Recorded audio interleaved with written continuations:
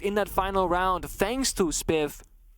So let's see if they can keep it up for this third and final map. Dokkaebi will get banned every single time in this matchup. Her ban rate is absolutely up there. Ying, again, that one border round really causing an issue for Astralis. They're going to remove Ying from play. The defending choice they have to follow it up is going to be the Bandit. We spoke about Bandit bans happening every now and again. It's happened twice on Skyscraper. Now happening on Theme Park. Of course, on pretty much every single bomb site, you can play the Bandit actively to trick, but it's mostly a problem for the downstairs throne bomb site and upstairs bunk bomb sites, when you can just play on the bomb site itself, reinforce all the walls, and just Bandit trick happily behind it. Asami, the final defender to follow. The scene is set with the operator bans. Theme Park, whoever wins this map, they take the entire best of 3 series. The loser goes home. Yep. There's a very real possibility. As much as many of your brackets were busted yesterday as M&M went home or went down to the lower bracket, Soniqs could go home. And that would firmly bust pretty much all of the brackets from here on out. I don't think there's a single person who saw Soniqs going home this early. No. That would be a big surprise. Obviously, mind you, I think there were a lot of people who thought the same of Astralis, but after the roster move, after benching Kansan, bringing in Citizen, a big heralded change to this roster, expectations soared. Yeah. Citizen has been one of the most consistent players in the world and has battled against some of the best fraggers in all of Europe and often wins. Yeah. To have him go 5-10 on Oregon is unacceptable by pretty much every metric that I'm sure the Soniqs have. But the good news is that usually that's a once-in-a-lifetime thing. It's certainly a rarity. Citizen... Expect him to bounce back. Yeah, he doesn't have those games very often, and usually doesn't have them twice in a row. So for Theme Park, things can quickly shape up differently. Hatch is soft, leading to the bomb site, which means these aggressive roamers can fall back at a moment's notice. Geo, single side member holding down the fort. He has actually very nice lineup, right? Because Solid's on the bomb site can still give information to the roamers where the drones are, the claymores, etc. Gunner might have tried to go for C4, things otherwise off it that Hatch opened up. He is actually all the way downstairs. His silhouette is playing games with me. The Soniqs have mostly left the top floor and gone one floor down, holding this horizontally rather than vertically. There's one breach to open up, as Shuttle now has the double door in Cafe to open up, and just piece by piece picking up some parts of the map. How good is the drone work for Astralis? They've only got 2 drones out on the field at the moment. Not a lot to work with. So they're going to be starved for intel through a lot of this execute. But if they want to go for a relatively routine take on the Throne Armory, that's okay. But as you can see, Soniqs have extended outwards. They're holding a lot of the map that don't come really close to Armory and Throne. Extended over towards Lab, over towards Barrels. Yeah. And one member on the side is Geo with impact grenades. And it's important to note because with just a single hard breach of Ace, you can impact trick these Selma charges relatively easily. And there's only one left in Pocket of Horror, so hard destruction is very limited from the Astralis lineup. They got the 2 doors, the bomb site, and they got the hatch to work with, and it's gonna drop on in and try and take the fights. That's the goal right now. Astralis, very first kill. Diffuser going down. Who's watching Forest? How is he pulling this off? Geo, the very first kill for Soniqs. It's Spiff to go, but Astralis are pixel perfect. They sit in the bomb site, and they clean house. Listen. Okay, we see right there. You said bunk? Yeah. Oh, lab, okay.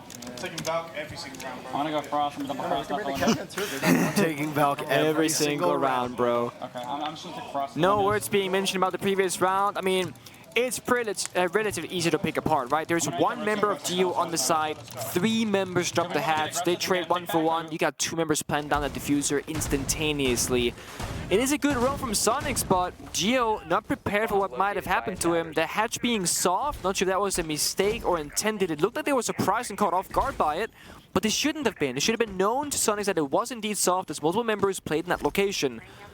Either way, new bomb site. That lab bomb site instead is going to allow you a lot of map roaming capabilities. It's why you also see all these shotguns being brought out. The Mute and the Frost. impacts on the solas as well. You can play across the top floor and the first floor. And this time, the bomb site not as rushable, only one real way in, the side window. And for the first time, we're gonna see these frost traps being used because Astralis, they opted for the bandit ban instead. And you heard that right. Frost has been banned on both map number 1 of Border and map number 2 of Oregon, both times by Astralis. Didn't think I would ever say that, but that has been the case. They didn't like playing against her, and I don't blame them. But now, we'll see what Frost can be done. Was this a major hindrance to Soniqs? There are the Rotero drones to go in. They can open up the walls quite well. They have a lot to look at. They've got the frost mats they can clear out. There's no deployable shields, but there is a bulletproof camera that they can take care of. There's those Goyo canisters to blow up as well. And while Rotero drones are likely not going to kill the Black Eye cams, you've got 4 more drones that you can use to scout where Valkyrie's gadgets are. Yeah. The Flores drones is short-term information, so you'll still gain something from it. Combine that with a twit, for, like we saw in Oregon, you got a lot of drones at your disposal. Loading mag. Spiff having a decent start so far, got the 1 kill in the opening round, so he seems like an attacker favorite kind of guy so far in the game here against Soniqs. Always in the Ash of the Iron on aggressive roles. Playing rather comfortably on the entry, I would say. I've been quite impressed with him so far. I've been very impressed with Spiff at this event, and as a longtime fan of Calvin and Hobbes, Spaceman Spiff being one of the personas of Calvin, I have a soft spot for the name. Not sure how many people that actively play this game under the age of 25 care about Calvin and Hobbes. I didn't catch it, so... That's okay. Geo losing a lot of HP. Forrest and Spiff both downed and now secured by Rexon. What? Huh? What happened? The round is over. Flawless! Rexon gets kill number 1 and kill number 5 comes in roughly 2 seconds later. Alrighty then. Yeah. You guys can wrap that shit up the yellow hall too. Like When Rexon swung the arcade stairs, found 2 kills, and might have had a Frostman in Giraffe. I actually am not entirely sure, but either way, successful lap defense. Rotation, of course, still fearing that Throne Armory bomb site. It is the place to be as a defending team, but only if you can make it work in your favor. Astralis had the same thing happening on Oregon, where they attack basement the first time, flawless. It is so easy for them. Then Soniqs, they go elsewhere, then they go back to the bomb site, and then it becomes a little bit more difficult all of a sudden. See that trend will follow up. Attacker Repix coming out from Thermite onto Nuke and Buck onto Thatcher. I was gonna say, where's the hot breach at, Forrest? He agrees. Goes on to Ace instead. Only having 3 summer charges can be problematic, especially against those impact grenades that Geo brings time and time again. Gunner also with a set of his own. I'll say, I didn't expect the Gunner to play as many operators as he has been so far in this best of 3. I quite frankly thought he was going to be a one-trick pony, playing mostly the safe, defending and attacking operator, but playing both the Jaeger and the Maestro, the Capital and the Jackal, Maverick. He is finding himself on a plateau of operators so far. Good flexibility from some of these flex players, which is what you expect, right? That's why they pick him up. They thought he would be a good addition to the team. Yeah. They thought he'd be able to play support roles. They thought he'd be able to speak. He could entry. I mean, I hope every player can speak. Otherwise, you certainly have some problems. You know what I mean. I know what you mean. Imagine there's a frost mat there. The anchor on Force's face would have been priceless, but... How much? I would have paid good money to see that. Yeah, exactly. It's not, unfortunately. He gets on in, gets back on out. Wallets open up for maintenance. No impact grenade goes out immediately, but it comes up shortly after. Captain Trap is found by Iconic, and that's ironic as he plays IQ. Oh. Now they know there's a Capkin on the Capkin on the board. I suppose they do, but at what cost? Will half your HP on one member. Win conditions, as I see it, for Soniqs. Rexon and Citizen need to have good games. That is it. Rexon has not had a good game so far. Citizen had an okay border and not a great Oregon at all. There needs to be redemption for both of these players. From Astralis, continue to set the pace, frustrate Soniqs. They do not keep as level ahead as we see from player comms as Astralis does. It seems like Soniqs get irritated far faster. Continue to set that pace. Spiff needs to do well, and you cannot have Shuttle and Forest both underperform at the same time. If one of them can keep up with Spiff, or at least hold their own, then Astralis are in excellent shape. Spiff holding down the fort right now, looking into the bomb set angle, open up on bottom yellow stairs. With Terror drones going out, we'll give some information. Evil Eyes, of course, ready to go on the breach as well to deny these informations from the drone. Soniqs, they don't have the best position here on the map. Citizen pretty low on the bomb site on that initial entry. You gotta wait for Grixer to get back, and that's exactly what he's doing through maintenance right now. Gunner holding his own. The buck by Dragon. Soniqs trail in numbers, but now they've equalized it. Down goes Iconic. J9 reads that so well. There's EDDs. You gotta watch your ankles as you want to go through the door. It's reduced to Gunner versus 2 players from Astralis, J9 and Forest. Diffuser not held by either player. Ooh. And he gives his position away as Forest turns and guns him down. Astralis regain the lead. Oh my god. You're nasty. Oh my god. It was literally just you fighting for your life. So far, the team that gets that first opening pick wins the entire round. And Forest types in chat, Gunner, I own you. Oh boy. Bit of a taunt towards Gunner, that is, and you see it here. Weep, whoop, swoop, and gets the 180-degree flick. Gunner tried his best, but couldn't get the round. The throne lost 2 times in a row for the defending team is very uncommon to see. Typically, a very easy mountain to hold as a defending squad, but Astralis making really good work of it, both with the roam clear and this side execute.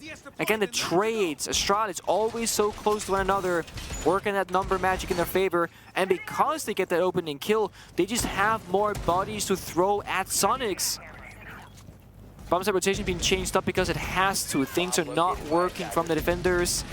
Bunks. Now this is also where the bandit bank comes in. You cannot play a 4 reinforced wall setup. That's why you like to see them being soft right now. You gotta play extended out, play aggressive, because without the bandit, well, tricking these walls is not going to work. If you play a mute or a kite claw, a single EMP will completely ruin your day on the bomb side. So instead, the mirror windows will give you a different approach to the same scenario. Astralis, they have no smokes, no twitch. They cannot deal with these mirror windows. Outside those Selma charges from Iconic, there are no mute jammers on the board or anything else, so the windows are easy to destroy once you get in position.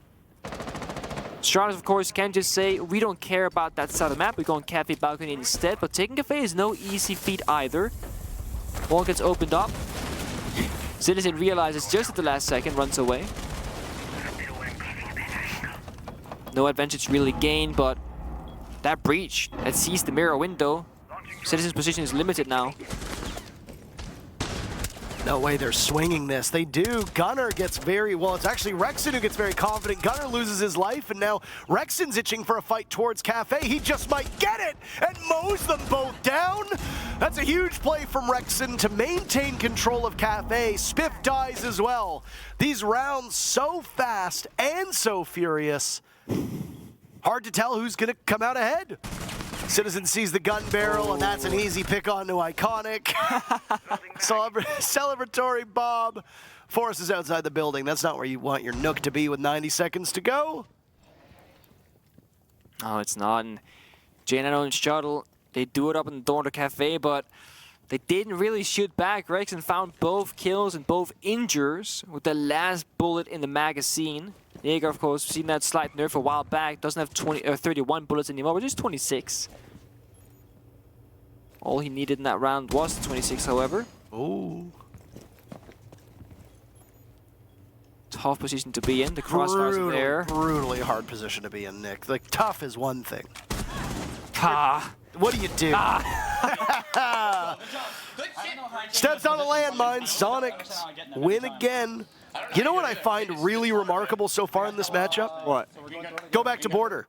Astralis wins, Soniqs wins. Back and forth, back and forth, back and forth, back and forth until we get to the second half. Oregon. Astralis wins. Soniqs win 2 in a row. Astralis wins. Soniqs. Astralis. 3-3 first half on Border. 3-3 first half on Oregon.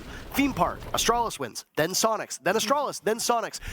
These teams are not just so consistent in the grand scheme of the map, they are so consistent that every single round is coming down to a couple small factors where neither team is able to shake the other. Yeah. There's no streaking really happening, other than Astralis winning 3 rounds in a row to close out Oregon. And Soniqs, I guess, technically winning 3 in a row on Border, but one of them was won before the side swap. These teams are just within inches of each other. They are. Every round is a game of inches.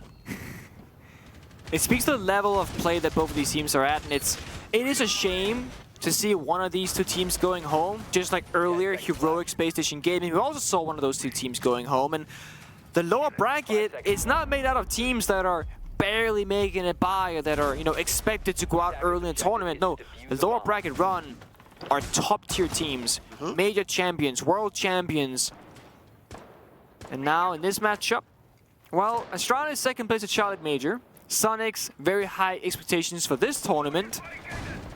Neither has found very recent success, but go back the full year. Domestically in NAL, these two teams were top 4 every single time.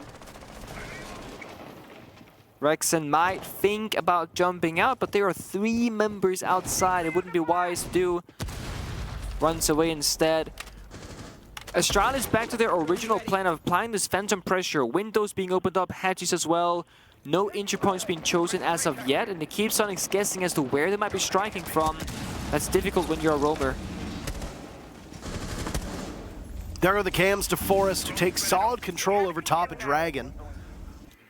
Expecting somebody maybe over towards control room, but nothing.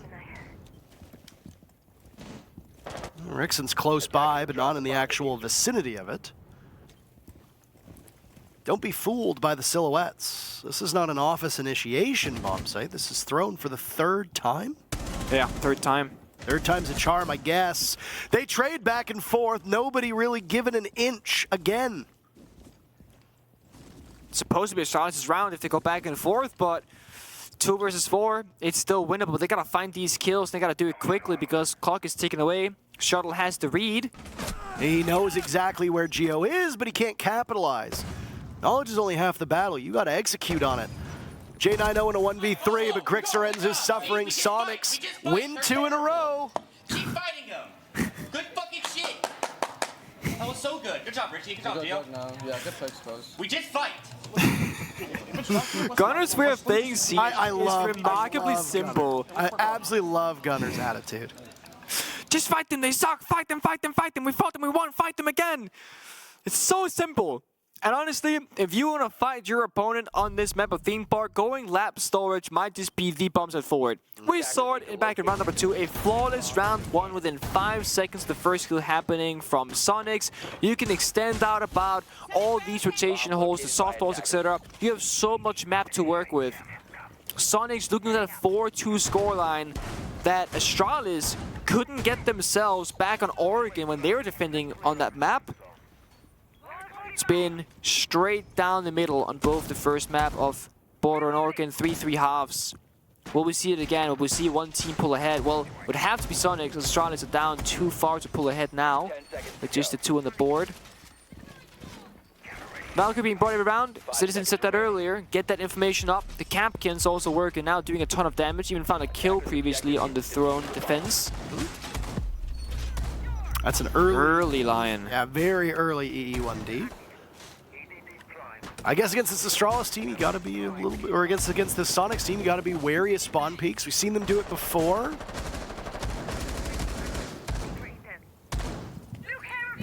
You know, I'd feel a little bit badly if Soniqs lose this one, solely because as I was coming down right before casting this, I was actually in the elevator with Gunner and Citizen. Oh, okay. And Citizen looks at me and he goes, "You're our good luck charm. I think we won every single time that you've casted us." Well, no pressure. No pressure at all. Don't make us feel bad. Has been true though. But then again, Soniqs haven't lost that many times, so we'll see.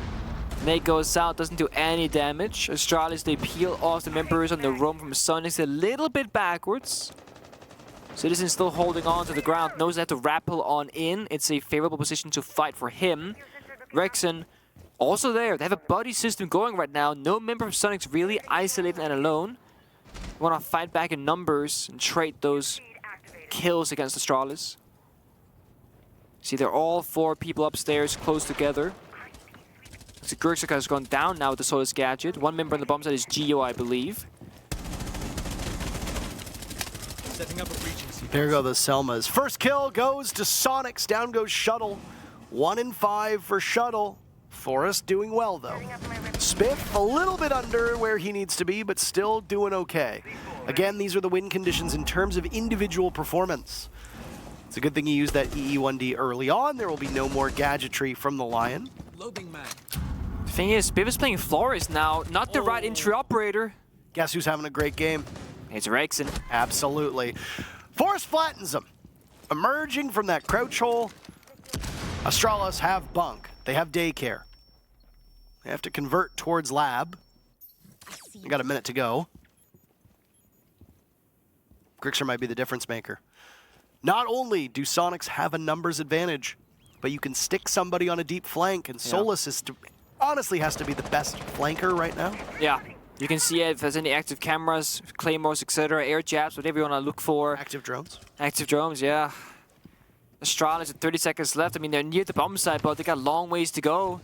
Capcan traps as well. Watch out for the doorways. Gotta look down. You have an IQ on the board. You should be able to find them, but sometimes in your haste, you're not always seeing. Oh. Iconic rushes in. Down he goes. A double frost mat. Forrest cannot contend. And Gunner destroys J90. What did I say about streaking? I spoke it into existence. Soniqs have now won 3 in a row. The first half is theirs 4-2. Our hearts surrounds it right here, boys. Let's go, boys. And the frost mat.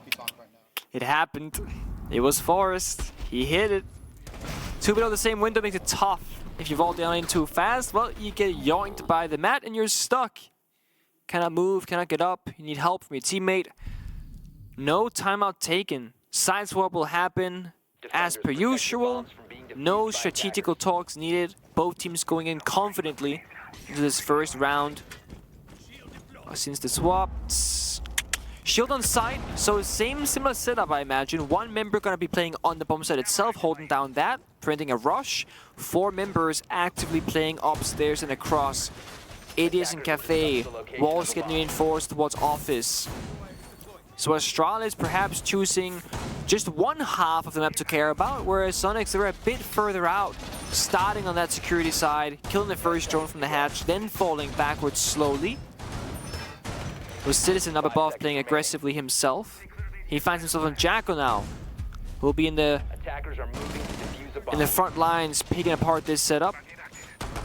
Geo actually ending that half with 8 kills and only 2 deaths, despite being the anchor player for most of those rounds. It's very impressive.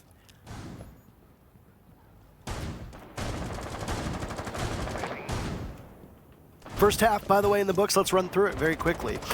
Throne played 3 times, Lab played twice, Bunk played once. In terms of opening duels, Astralis and Soniqs pretty much dead even. They both have 2 first bloods apiece, and then for the other 2 rounds, they were trades right back and forth. Astralis got some good objective play down, kudos to them. Soniqs, round number 2, flawlessly done. Then they won the 3 in a row. In fact, completing that full rotation of Bunk, then Throne, then Lab. No timeouts burned whatsoever. No team kills that we've seen up to this point. No real major blunders either. No. Been a pretty clean game of Siege. But at the same time, we did have a couple of those rounds that were over in the span of about 5 seconds once the first kill went down. Okay. All right. Gunner decides to challenge or at least look into Cafe, and how dare he do that? When Spiff is in that position, nobody peeks into Cafe.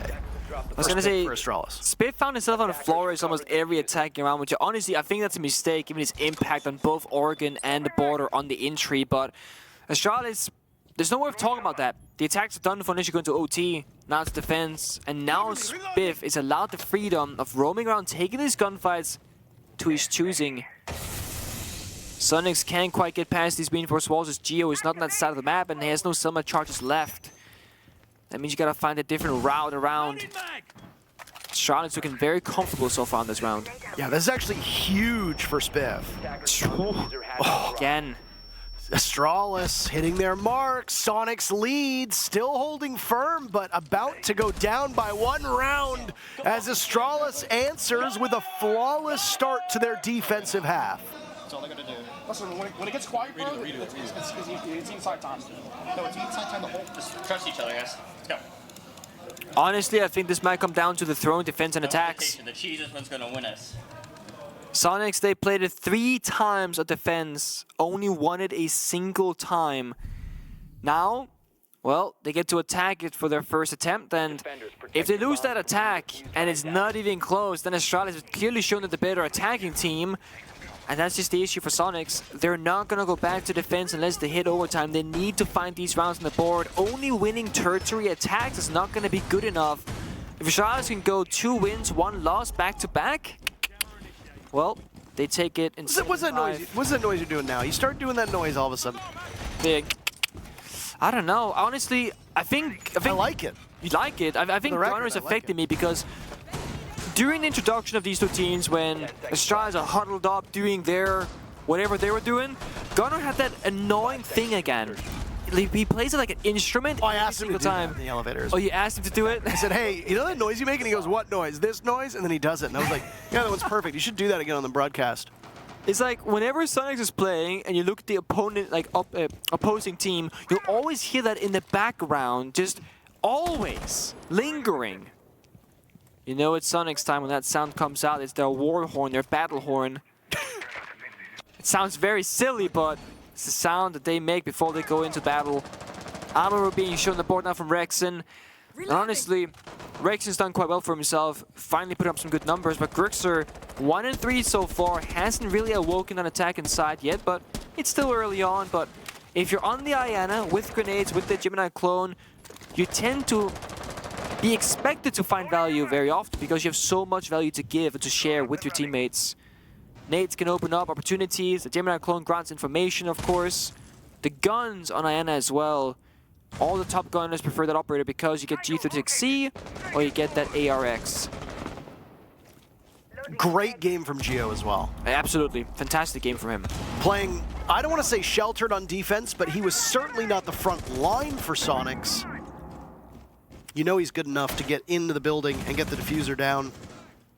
Soniqs do historically like their plants. Mind you, it was Super the one who was often in charge of doing that. But objective play is a very key part of Soniqs. Even with all the offensive tools at their disposal, they don't just rely on kills to get the round done. Rexen goes in the window. Break room. Oh, he beheads J90. Through the walls looking for more. Now it's Iconic to contest. Citizen adds to his own tally, but Iconic is able to get away. That's exactly the start that Soniqs wanted. A round win here ties these 2 teams at 4 apiece. It guarantees 11 rounds of Siege. We have needed all 12 rounds of regulation for maps 1 and 2. I suspect that we will likely go deep into Theme Park as well. Yeah. Nothing has shown me that it won't be just yet. Iconics isolated off the bomb site inside a lab. So decision for Soniqs here. Do you go and hunt him down, build that 5v2, or hit the side and leave the flank open? There's no wrong choice to be made, but you gotta make it fast with 40 seconds left, and Citizen, he's getting this information, but Spirit finds a kill in the meantime. Gunners down for the count. The sledge is in, slow and able, opening up walls and floors with that hammer. Nice nade, claims the top of the Selmas, but there's the flank from Iconic. He might actually be able to get all the Selmas and keep some of this bomb site intact. Forrest finds 2 very quick picks, and Iconic on that flank is just as good as ever. 2 in a row for Astralis as they tie up this map. Yeah, I think Citizen missed the flank of Iconic inside a lap, and that's gonna force a tactical timeout from Soniqs. Let's see what they have to say. I will say, even with Richie getting the map, it was still stalling. Richie was re-droning his breakers over and over and over again, and that wasted about 45 seconds. We've seen open fucking tank. You guys are not taking the initiative. Taking too much time, and it's making us execute in the last second. 15 seconds. We're also not holding flanks. We're going to die. He's got flank again. So, There's no flicker. calm, No one was dead. Take the initiative and just calm down. There's a bickering moving out. Talk about what you're going to do. What are you guys going to do next? They're gonna go bunk probably, Gio. Probably they're going to go bunker offense. Talk about what you want to do. Yeah, Do we want to go fast? We want to bleed them out. We can run floors and clear the shields. So the 3 points that God is really trying to pinpoint here. Take initiative. If something's clear, take it instead of rejoining for 40 seconds straight. Watch the flank, like we just saw. Massive pain point for them with Iconic finding that gap. And thirdly is calm down. There's simply too many things happening, too many emotions in the air most likely. And once that starts happening and the comms get cluttered, it creates this panicky environment in the team atmosphere. And that can really change the outcome of these rounds in the clutch moments. It's tied up 4-4. The loser is going to be going home. It's third map. This is do or die for both teams. But you said earlier, Parker, you kind of worried for Soniqs and the mental side of things, where if things start slipping away from them, how's that going to seem? Whereas Astralis, they look rock solid every single time the team comes. Keeping it very quiet, very calm, peaceful, not really seeming too bothered if things aren't going their way. Whereas Soniqs, I mean, one flank goes poorly, all of a sudden they got a huge flank problem. They were correct in guessing bunkers up next. This is a game between these two teams that is being played just really well. You know, I can almost hear Fresh saying in the other room, this is pretty much perfect Siege. Is it perfect? No, it's not. There's been mistakes from both teams, but ultimately there's been nothing really egregious that's been committed. You and I get flack for almost being too critical of teams, but there hasn't. I've wanted to almost balance the sheer amount of praise that we've given these squads. Yeah. With a little bit of, okay, well, here's the misstep you made. Here's how you can correct it. But we're not seeing a lot of that. Like, yeah, you let a flank go. Okay, but you're at a disadvantage in numbers. Every team that's down numbers, that don't have a zero, don't have a nomad, don't have a gridlock, are going to accomplish that. Yeah. You know, every team is going to have weaknesses depending on where they are in the map and what the player count is. I gotta say, I'm impressed with both of these squads so far, and I think both of them have made a very credible argument that they deserve to move on. It's a shame that we have to see one of them go home. No, I agree, and there can be games that are close because both teams are bad, you know, having a mid-off, as we say. We've had some mid-offs. We've had some, and they happen, but this is not a close game because teams are playing poorly time and time again. This is close because both teams are fighting every single step of the way, bringing it from those 5v5s to 2v2s, and those very small decisions being a defining factor. Look at this. This could be a rush from Soniqs. But the jammer, it stops him. Monty has secondary MPs, that's Gio, has to rotate on over. There it Monty, a goes. great operator to pick up the bomb side. It might be just what Soniqs needs. Small opening created. Early bit of damage done to J90, and when I say early, I mean in terms of the execute, because we've seen a minute go by. Only one ADS still remaining. J90, a proud parent of those ADSs, still sitting with his children. That's a first. Gio taking way too much damage as a Monty should, and there goes a toxic canister that could have claimed his life. J90 in this position, eliminating Gunner. Gunner on the entry, not good this round, not good enough. You still got backup on Soniqs, but you don't have control at Cafe for SQ. You've only got a couple people in the building, and your Monty is very close to death. Yeah. Looks like J90 has been finished off by Cafe again. It's the Monty getting in on the action. Toxic canister goes out. Gio will survive a single tick of that. A second tick should drop him. Spiff does so much damage with the DMR, and now he has to outduel Gio, but Forrest gets it instead. Astralis are mighty fine, and they say, we don't give a damn if you take a timeout. I'm just so much better. Calm down. Calm down here, all right? Huge round for them. Come on, Iconic. Iconic has ice in his veins. Come on, you know back to the Charlotte Major. Things are going crazy, and Iconic is sitting there as if it's just another day at the office. Just ice in his veins, stone-faced. Yeah. There's a job to be done. Yeah, and I respect him for it, and honestly, Iconic wants to play in front of a crowd. Obviously, every single player does. That's the end goal, like on main stage. But Iconic, he wants a crowd. He wants to make the play in front of that crowd and have them scream his name like they did back in Charlotte when he was finding play after play and opening after opening for Astralis. And when you're in lower bracket, it's a long way. So eyes on the prize, full focus on the mission ahead. These are long days for these teams. If you win, you got another best of 3. It's not just one done and dusted. And again, the loser is going to be sent home. I want to keep reiterating that statement because that's the stake they're playing at. And now we're going to see that fooling around again. Soniqs, the glass, the blitz, the finger. The thing is, this is a lab bomb site. It is very difficult to rush as there's one window into the bomb site itself and a second window in through bathroom, which has that self-destructible floor above it, which is being held last time by Spiff. This time, well, it's also by Spiff. So Soniqs, they can try to tempt it. Frost mats, of course, on the table as well. Windows are dangerous. I'm deploying a drone. So far, it's phase 1. Set up. Gain that information. Try and figure out what the bomb set looks like. How many people are here? Geo and the Blitz will lead the charge if an execute were to break out. They like these going for it. And they're just running right in. Adrenal surge to go. J9O stopped them last time, but he's dead now. Smokes get eaten by the ADSs. Geo missing that opportunity. First kill had gone to Citizen on the glass. Gunner now one as well. Astralis cannot stop this advance from Soniqs.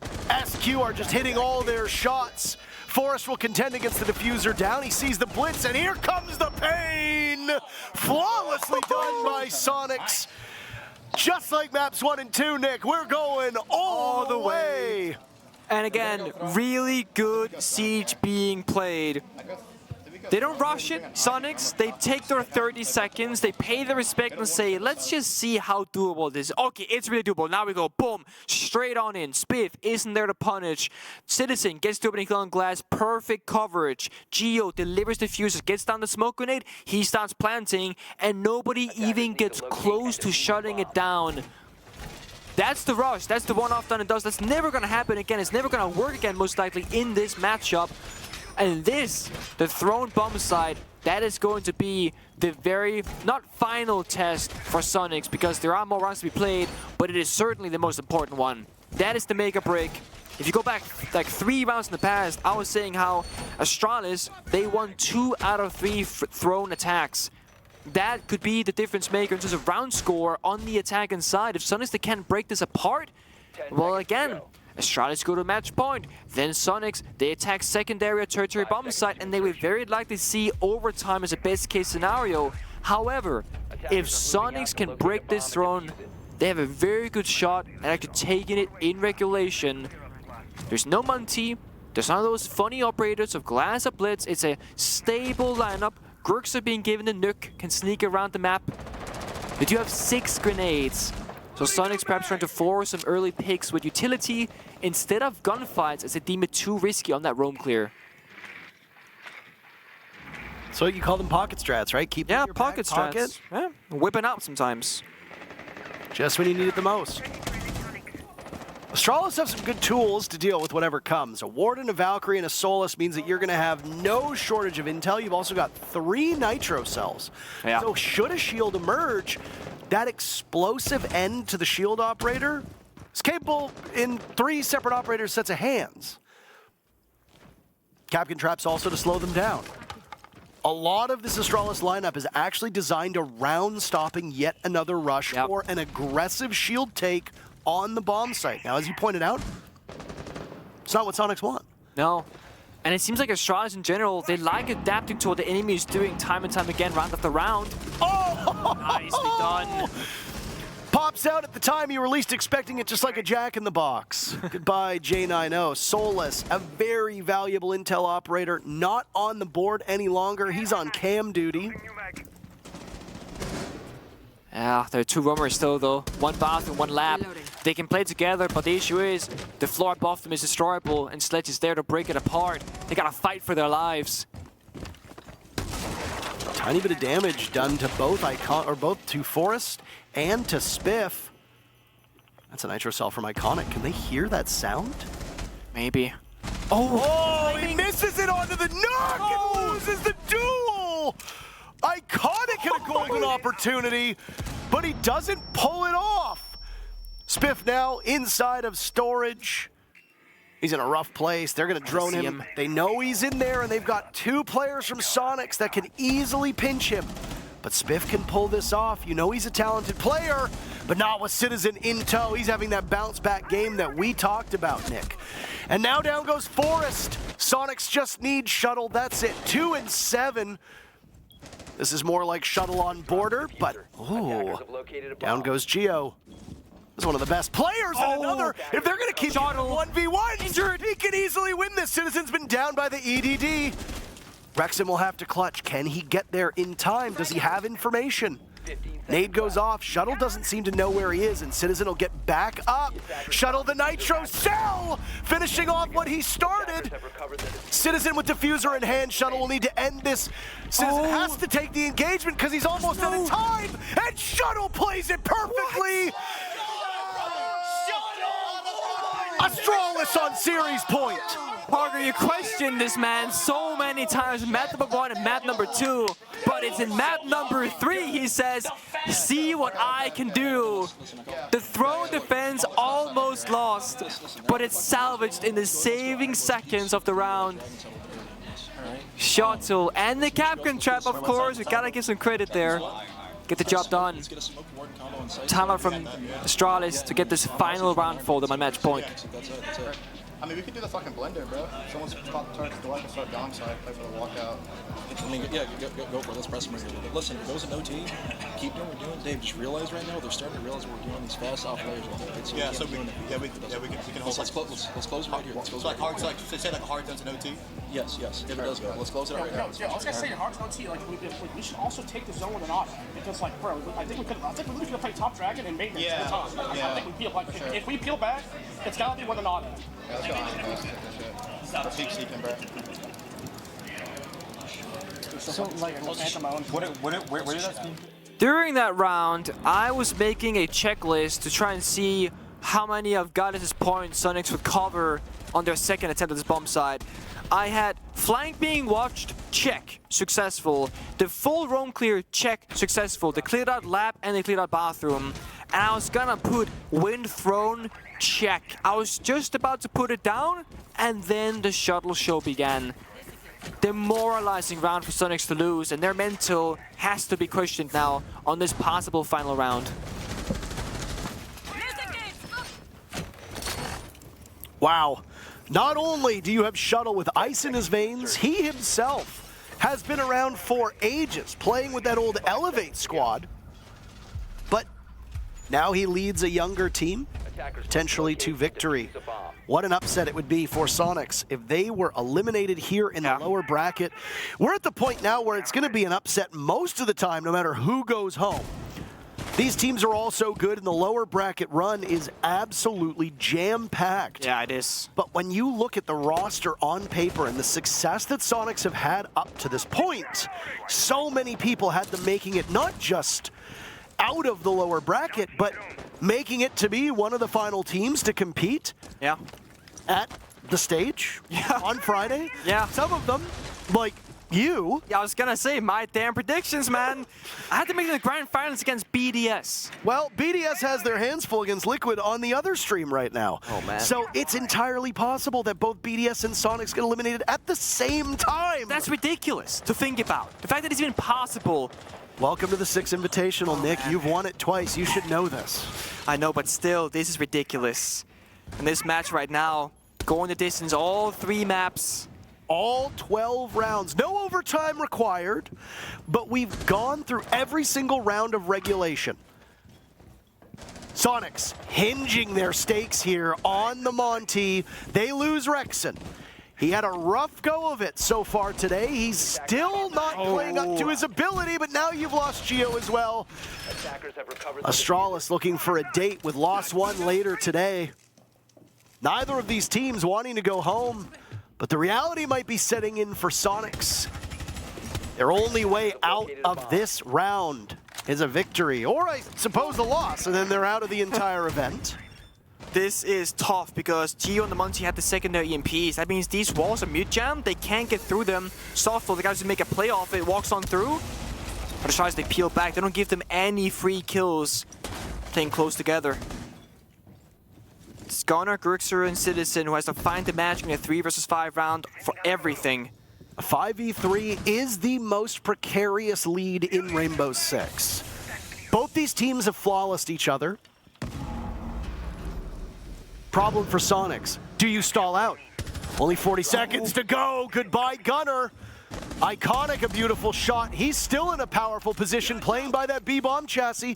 Grixer and Citizen are known for winning games single-handedly. They need to start getting picks. Forrest down. J9O removed as well. Grixer a flash, but it's all up to Grixer and he can't get it done. Soniqs go home. Astralis move on.